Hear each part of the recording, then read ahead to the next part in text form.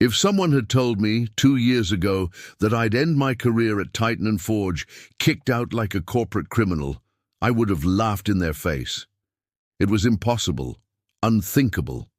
I was the kind of employee who got praised at the end of meetings, the one who pulled all-nighters building projections for acquisitions the execs didn't even pretend to understand, the one who knew more about the company's inner workings than the actual vice presidents. Dedicated, technical, efficient, but in New York, this city that shines on the outside and rots from within, knowing too much can be your biggest mistake.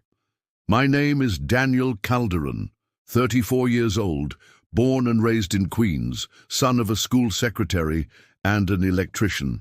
I joined Titan and Forge at 28, after grinding for 6 years at mid-sized firms and completing a night MBA at NYU. When I got hired, I felt like I had hit the jackpot. It was like I'd been chosen to enter the sacred temple of business. The place where corporate gods decide the future of companies, governments, and why not, the global economy. During the first few months, there was only one rule: survive. Titan and Forge wasn't a company, it was an arena. Every meeting room was a silent battlefield where one poorly placed comment could cost you a promotion. Every email was a strategic move in an invisible chess game. But I learned fast. I was promoted from mid-level analyst to senior in record time. 3 years in, I was the CFO's unofficial right-hand man. Gradually, I started getting invited to meetings with the top of the pyramid. That's how I met Peter Vance, the company's CEO. The man was a living legend on Wall Street. Harvard, alum, former McKinsey, former everything that looks good on a resume. He had a frozen smile, a steady voice, and always seemed to know something no one else did. In the elevators, even directors lowered their heads when he passed. The first time he called me into his office, I thought I was in trouble. I'd submitted a valuation report on a fintech called Cleverbit, and apparently someone on the board found it overly conservative. I assumed he was going to push me for more optimism, but to my surprise, Peter praised me. I like your caution. In the real world, optimists are the first to fall. I floated out of that office. Peter Vance liked me. I was in the circle. In the weeks that followed, my routine changed. I was added to confidential calls, given access to documents only partners saw. I started working almost exclusively on strategic projects. Translation, the ones involving billions that could bury or immortalize careers. And of course, I remained involved in the Cleverbit evaluation. The startup had been recommended by one of the tech directors, but something about it rubbed me the wrong way. The numbers looked too good. Sky-high profit projections, 300% annual growth, a tech team with backgrounds at Google, Tesla, and of course, Harvard. But the instinct I'd honed over years told me something was off. I spent nights combing through contracts, spreadsheets, and public records. I found out the company had been investigated by the SEC in 2019 for misuse of client data. The case had been quietly closed, but the mere fact that they hadn't disclosed it in the audit documents was a major red flag. I included that information in the report. I adjusted the projections to be more conservative, highlighted the legal risks, and recommended a deeper due diligence before any acquisition. I sent the report with my digital signature, copying legal and the CFO. 2 weeks later, the acquisition was approved. Titan and Forge bought Cleverbit for an outrageous sum, and my report was cited as the basis for the strategic decision. The problem? The final version of the report filed in the system wasn't mine. The first time I noticed something was wrong was months later, when rumors started circulating about Cleverbit's performance. Targets weren't being met, clients were leaving, and the flagship product, an asset tokenization platform, had major security flaws. The company was sinking, and with it, Titan and Forge's reputation. On a rainy November afternoon, I was called into an urgent meeting with legal, the CFO, and, once again, Peter Vance. The atmosphere was heavy, the kind of meeting that makes you sweat before. "You even sit down," Peter opened directly. "We're facing questions from the board. We need to understand why the Cleverbit valuation was so optimistic." I was confused. But it wasn't. I flagged the risks. It was all in the report I submitted. The CFO slid a tablet toward me. It was my report, with my digital signature. But that wasn't the document I'd written. The projections were inflated, the risk warnings scrubbed. Where I had written moderate regulatory risk, it now read minimal immaterial risk. Are you saying, and this isn't your report?" Peter asked, feigning surprise. "Of course not. Someone altered it. But it's in the system, under your login. Your emails confirm the submission. Are you sure you're not just trying to cover your tracks, Daniel?" My stomach dropped. Legal looked at me like I was a criminal. The CFO wouldn't meet my eyes. Peter was unreadable. It was a setup. "We're suspending you temporarily while we complete the internal investigation. Depending on our findings, disciplinary action may be taken." I was escorted to my desk, given 10 minutes to collect my belongings before being accompanied to the elevator by 2 security guards. In front of my entire team, like I was a thief. That night, I tore through all my backups, old emails, drafts. I tried to prove the report had been edited by someone else, but everything had already been wiped. My corporate email was locked, my access to servers revoked. The only thing I had left was my word, and in New York, absolutely no one trusts that alone. The following week, the company issued an internal memo. "Due to a failure in risk analysis, we will be reviewing our assessment protocols. Primary responsibility lies with an employee who is no longer with the firm." My name wasn't mentioned, but everyone knew. Friends stopped replying. 1 or 2 sent vague messages of support, then vanished. Industry event invites dried up. Job interviews ended the moment I said Titan and Forge. The market's small. News spreads like wildfire. My bank account started to bleed. No bonus, no severance.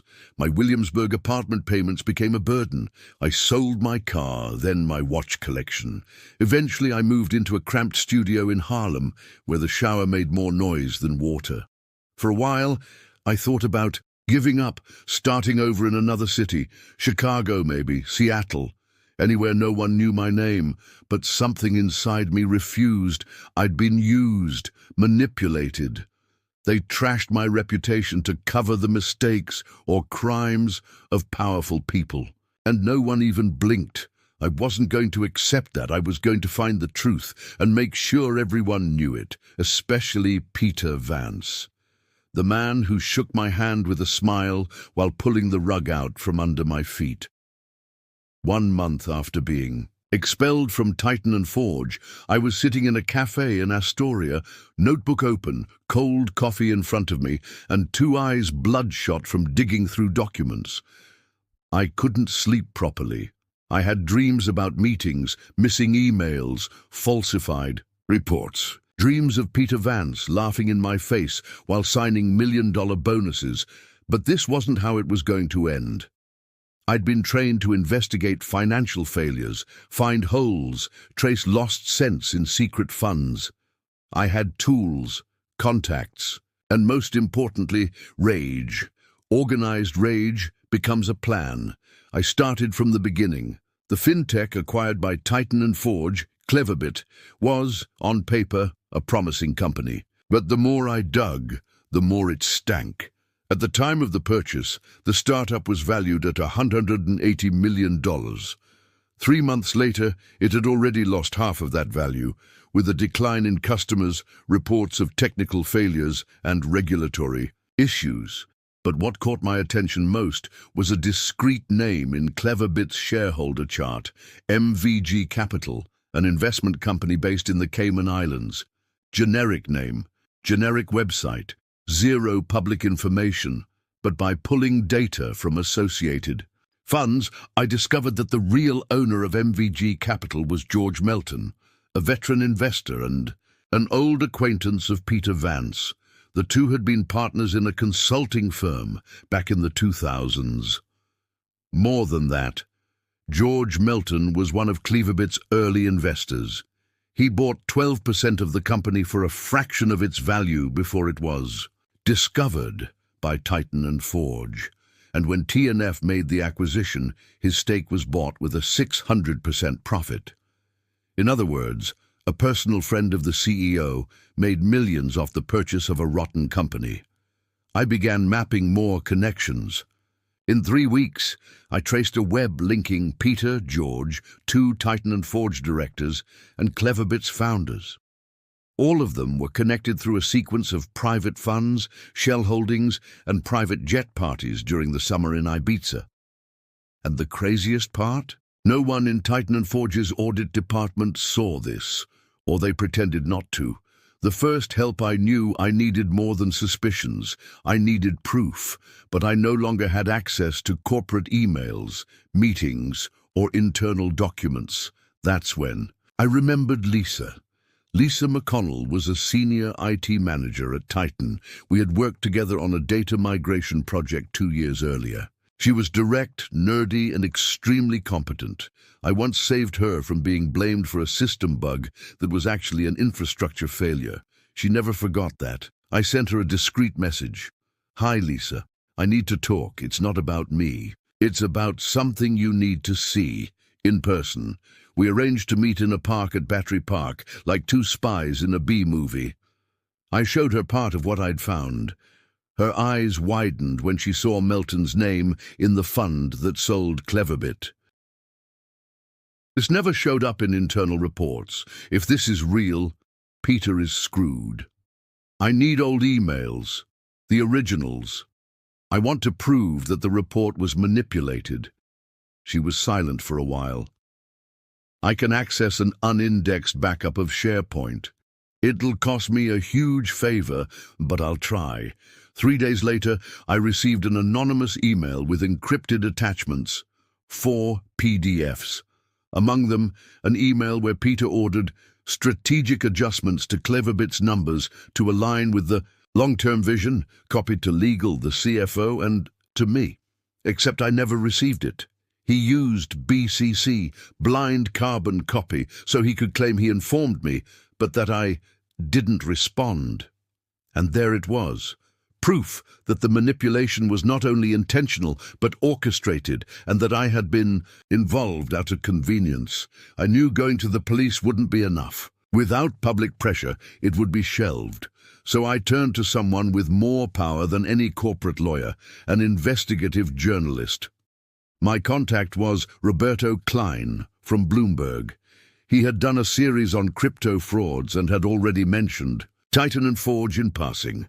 I sent a coded message through a mutual contact. "I have a story about Cleverbit and about who profited from it. Source, a former direct employee." We met at a discreet cafe on the Upper West Side.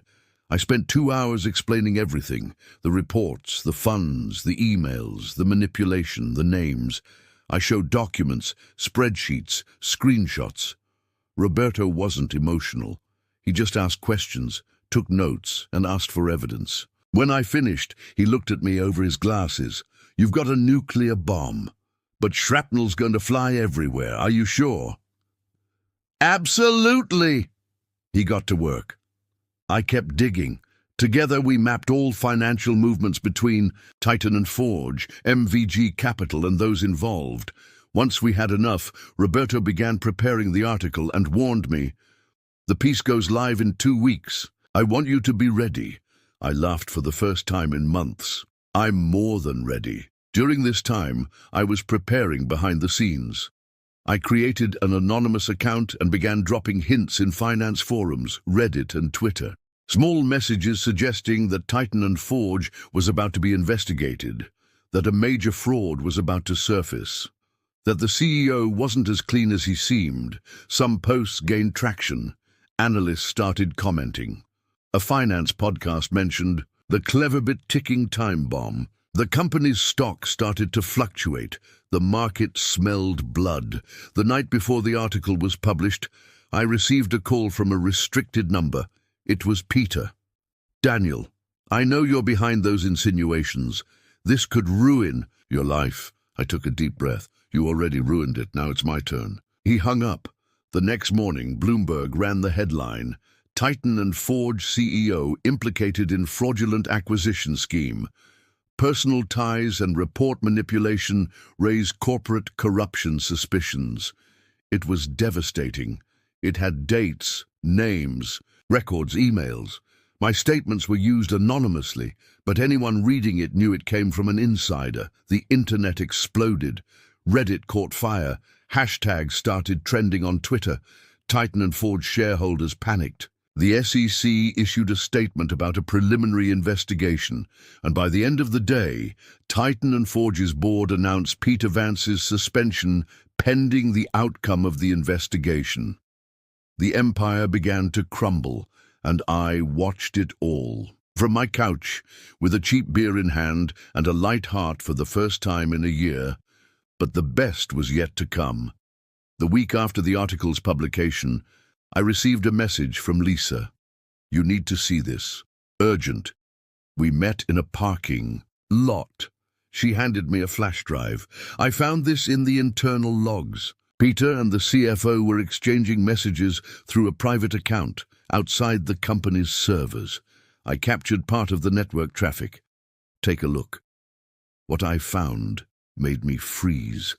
There were messages between Peter and the CFO talking about two SEC executives who had been fed internal information and indirect bribes, money laundered through political donations, fake consultancies, and even scholarships for relatives. The rot didn't stop at Titan. It went further. Much further. Peter wasn't just corrupt. He was dangerous. I stored the flash drive, showed it to Roberto, but we didn't publish yet. It was too big. It involved public agencies, politicians, and maybe even federal crimes. But knowing Peter wasn't just an arrogant CEO. He was part of a deeper scheme, reignited something in me. He thought he was above the law, thought he could crush me like a pawn and keep playing. But I wasn't a pawn anymore. I was becoming a player. And in the next move, Peter would have nowhere to run. 3 weeks after Peter Vance's downfall, Wall Street was still on edge. Titan and Forge was trying to recover. The board announced an independent audit, and Peter vanished from the news. No interviews, no public appearances. An uncomfortable silence from a man who loved the spotlight. I, on the other hand, kept watching everything unfold as a spectator. The revenge was complete, or so it seemed. I had reclaimed my dignity, exposed the farce, brought his name to disgrace. But something wasn't right. The hole went deeper, and I'd known it since the moment I saw the contents of Lisa's flash drive. What Lisa intercepted wasn't just dirty, it was potentially explosive. Messages exchanged between Peter and the CFO revealed that 2 senior SEC, U.S. Securities and Exchange Commission agents, had been bought with favors and disguised payments. Peter didn't just want to get rich. He wanted institutional protection. One of the agents, whose name I won't mention here, let's just say his initials were JF, had received deposits into an offshore account linked to a law firm in the Bahamas. Apparently, all in the name of his daughter, who had earned a scholarship at a prestigious university, funded by a trust bankrolled by MVG Capital. Everything was connected. Peter had built an empire fortified from within.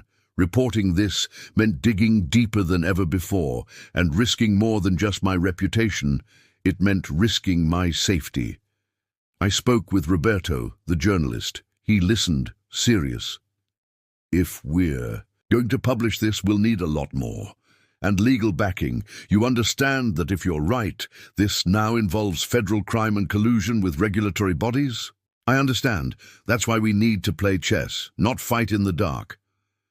"Do you have a plan?" I smiled. I had already started building it.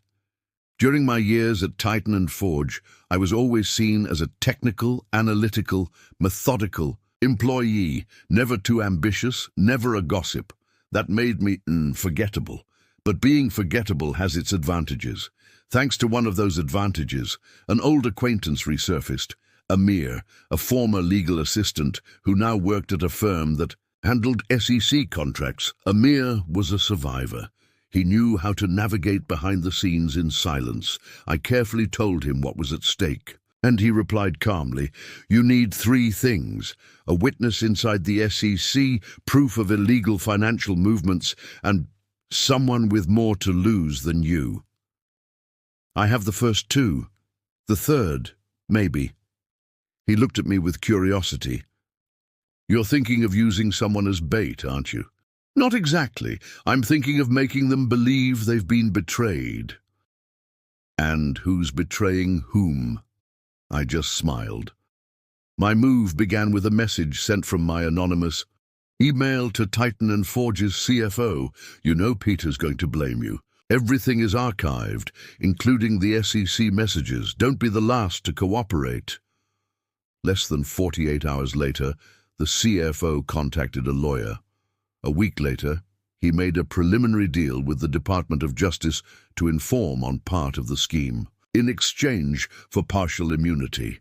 Exactly as I predicted. Upon hearing about the deal, Peter tried to leave the US. The FBI intercepted him at Teterboro Airport on a private jet bound for the British Virgin Islands. The arrest made headlines. Images of Peter in handcuffs, head down, exploded across financial news sites. Analysts crumbled. Titan and Forge stock dropped 22% in a single day.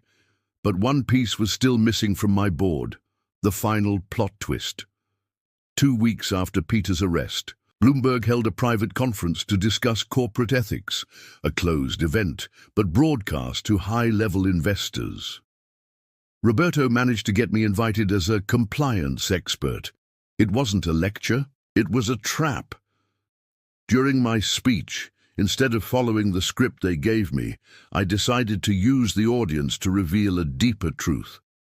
I took the microphone and said, "In recent years, corporate scandals have become spectacles. But the real theater isn't in the headlines. It's behind the scenes, in how power structures protect themselves with silence, bribery, and a false sense of impunity." The cameras were rolling. The broadcast was private, but everything was being recorded. I continued. Peter Vance wasn't a mistake of the system. He was the system. He operated with the certainty that nothing would ever touch him, because he knew too much, paid well, and silenced the right mouths. Silence filled the room. But the most shocking part isn't what he did, it's who let him do it. I pointed to the screen behind me and showed a slide. There were the names of the 2 SEC agents side by side with the financial records Lisa and I had traced. Then I revealed the email Peter sent to the CFO with the phrases, "Make sure JF keeps the lid on," and the donation to his daughter's foundation has already been made. The reaction was explosive. The moderator tried to interrupt me. I simply said, "The conference is over, but the investigation is just beginning." And I walked out, leaving a trail of institutional chaos behind me.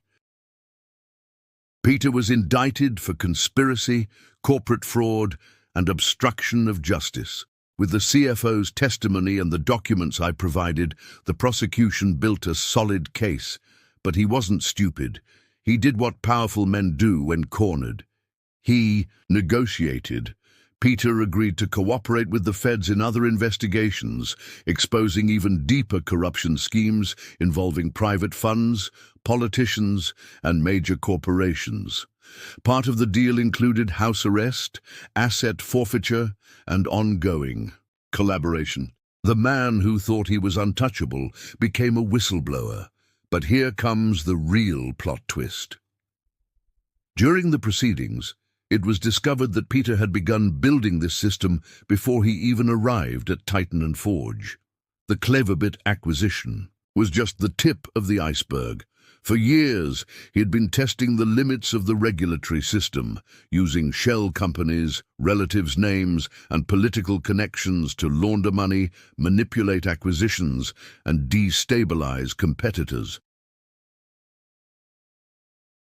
Other words, Titan and Forge wasn't fooled. It was created by him for that purpose. The company wasn't a victim, it was a vehicle. I, the loyal pawn, was just another cog, the ideal scapegoat, competent, invisible, disposable. But even Peter didn't imagine the pawn would become king. At the end of the game, today I live outside New York. I wake up early, work as a corporate integrity consultant for companies that actually want to do things differently. I wrote a book on ethics, got invited to speak at universities, and yes, I made some money from it. But it's not about the money. It's about rewriting my narrative, about no longer being the guy who was used, but the guy who fought back, who built a smart response without stooping to the level of scumbags. Peter. He's under house arrest in a monitored mansion, constantly cited in books as a modern corruption case study. His reputation will never be clean again.